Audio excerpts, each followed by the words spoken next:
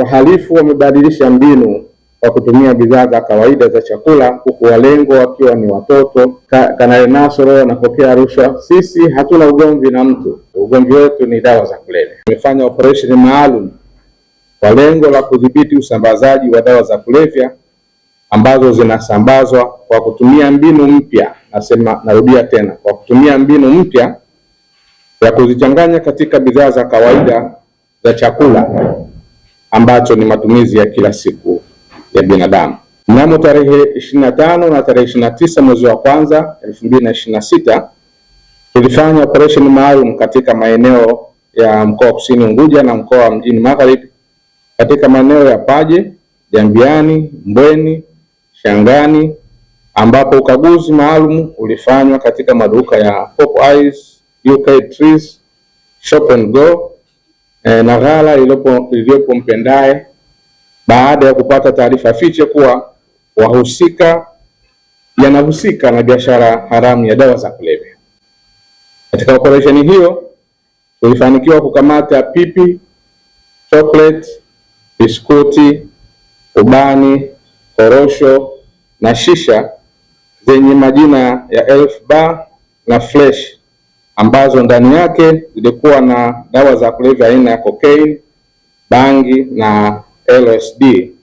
Zote kwa pamoja zina uzito wa kilogramu 7.448 zilizokuwa zinauzwa katika maduka hayo kama bidhaa halali ambazo ndani yake zilibainika kuwa ni dawa za kulevya. Kwa kitaalamu uliofanywa na mkemia mkuu wa serikali, ulibaini kuwa bidhaa hizo zimewekwa ladha zenye kuvutia watumiaji wakiwemo watoto na vijana bila kutambua hatari iliyokuwepo ndani yake. Ladha hizo ni kama grape ice, mango ice, bubble jam, watermelon ice, strawberry ice, peach ice na strawberry kiwi na kadhalika. Dawa hizo za kulevya zinaingizwa nchini na raia wa Romania aitwaye Alexandru Rizescu mwenye umri wa miaka 23, mkazi wa Mbweni, na anazisambaza bidhaa hizo ndani ya nchi na nchi za nje kama Kenya, Uganda, Zambia, Rwanda, Burundi na Malawi.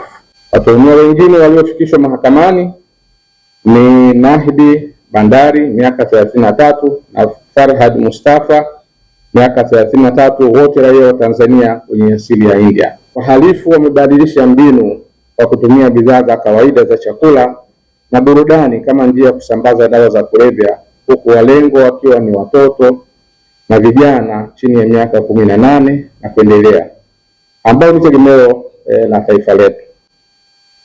Dawa hizo zisizodhibitiwa zitasababisha madhara makubwa, yakiwemo kuongezeka kwa uraibu, changamoto ya afya ya akili, watumiaji kupoteza fahamu, vifo vya ghafla, ajali za barabarani, mshtuko wa moyo, kansa ya mapafu. Tumeshamkamata, kelele zitakuwa nyingi.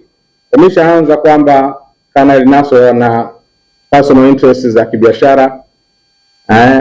Kanali Nasoro anapokea rushwa. Sisi hatuna ugomvi na mtu wala hatuna interest na biashara ya mtu. Ugomvi wetu ni dawa za kulevya. Hata kama wewe ni mwekezaji, lazima utii sheria za nchi hii na kukamata tu kama unauza dawa za kulevya, lakini usitafute visingizio kwamba tunapokea rushwa au tuna personal interest.